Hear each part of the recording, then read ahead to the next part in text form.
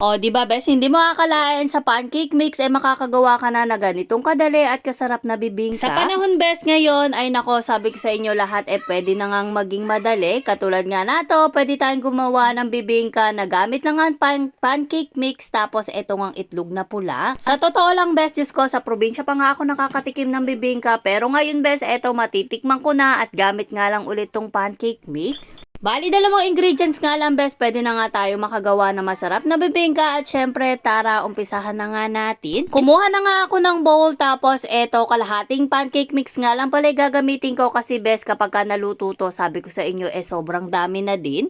Saktong-sakto nga to, bes, ngayong umagahan tapos sasabayan mo pa ng kape. Ay nako, panalong-panalo talaga ang pagkikrave ng bibingka. Kaya nasalan ko na nga yung pancake mix. Syempre mag-a-add tayo ng isang itlog dito at hahalu-haluin nga lang, bes, hanggang sa magsama-sama yung pancake mix at itong itlog. Isang large egg nga pala inilagay ko dito. Bali, ayan, hahalu-haluin mo lang hanggang sa maging ganito. Pagkatapos nyan, pwede na nga maglagay ng mantika. Kahit anong mantika, pwede mo ilagay dito, bes. Tapos, ayan, tansya-tansya lang at konti-konti lang. Pagkatapos, naglagay na nga rin ako ng tubig. Yung pinakatubig din, bes, syempre tinansya ko lang para hindi nga maging malamdaw. Mas mainam na nga na konti-konti lang ang paglalagay ng tubig dito, bes, para matansya mo kung gaano kalabnaw o kalapot yung gusto mo na dito sa pancake mix. Tapos, nung okay na nga yung consistency niya, bes, nag-add na rin ako dito ng vanilla. Pero kayo, kung ayaw nyo maglagay ng vanilla, okay lang at optional lang naman to. Tapos, itong asukal nga din, bes, optional lang yan. Bali, naglagay nga lang ako dyan ng konti para may konting tamis, tapos mamaya may konting alat.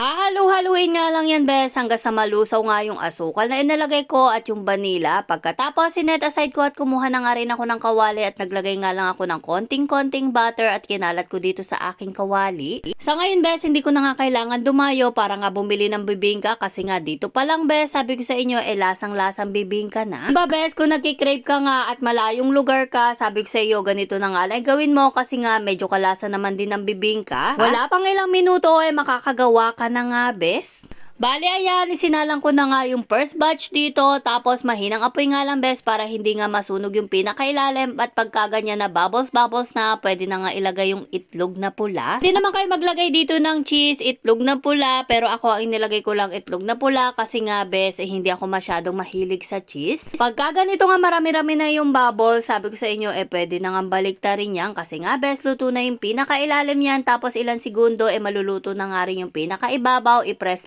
nyo nga lang din, bes. Literal na gumagawa ka lang dito ng pancake, bes. Ang kaso, naglagay ka nga lang ng itlog na pula. Ganon na ganon nga, bes. Tapos, makalipat nga ilang segundo, eto, luto na nga atin yung first batch na bibingka. Grabe, amoy pa lang nakakagutom na nga.